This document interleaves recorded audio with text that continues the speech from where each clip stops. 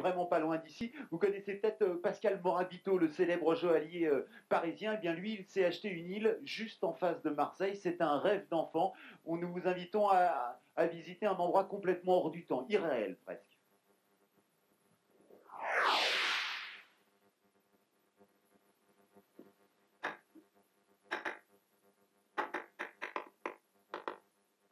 Il s'appelle Théo Archimède. Théo, c'est un dieu grec. Alors, sans H, il s'appelle Théo.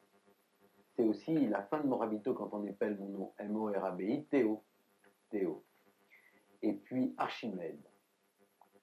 Archimède, parce que tout corps plongé dans un liquide reçoit une poussée. Et il vit sur l'eau, ce bébé.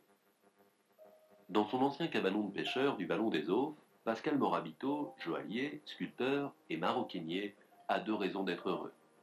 Tout d'abord, sa femme Marie-Ève lui a offert le petit Théo. Enfin, l'homme d'affaires s'est acheté une île. Elle est située face à Marseille, à 2 coups de rame du célèbre château d'If où fut emprisonné le comte de Monte Cristo. Cette île est baptisée Andoum. Depuis 2 ans, il s'affaire à restaurer l'ancienne citadelle du XVIIe siècle qui s'y trouve et où, dans quelques semaines, il pourra vivre et travailler ses sculptures. Tout petit, je rêvais d'une île, je dessinais des îles. Je crois que c'est le rêve de tout le monde. Et puis, le réaliser, donc c'est fait partie de la vie, réaliser ses rêves, c'était un coup de foudre qui est devenu presque une évidence. Donc, on a eu la chance de pouvoir l'acquérir. C'était plus alors un coup de foudre, c'est devenu une passion.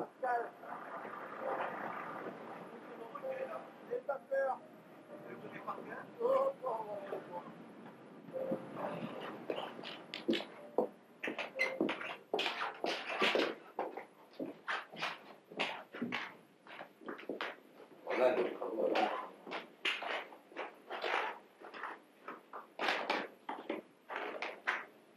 C'est quoi cette pièce? Ça va être mon bureau. Mon bureau parce qu'il y a le soleil couchant qui est ici, qui est superbe, ça fait des rouges, parce qu'on voit un petit peu la terre, parce qu'on voit la mer, et parce qu'on voit l'atelier. Donc là, c'est l'atelier. Il y a une cheminée là-bas qui est installée.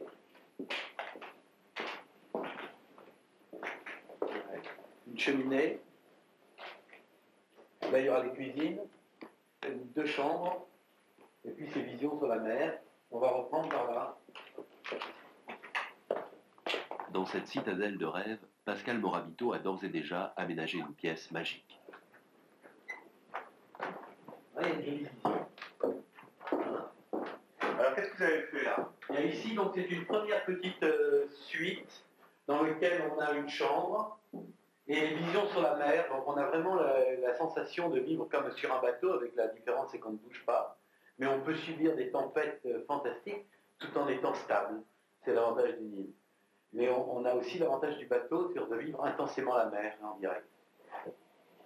Cette pièce est complètement en température constante, été comme hiver, avec une douceur. Et par l'oreille qui est ici, on entend la mer.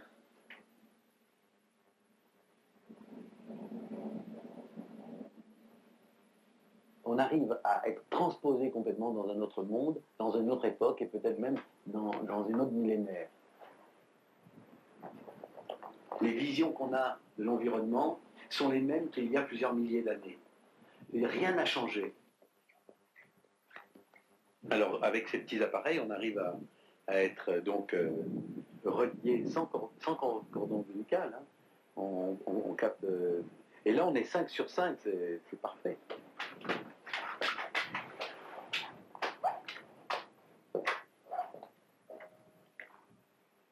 Être entouré d'eau, c'est une chose qui vous protège de toutes les ondes de la Terre et de toutes les influences de quiconque.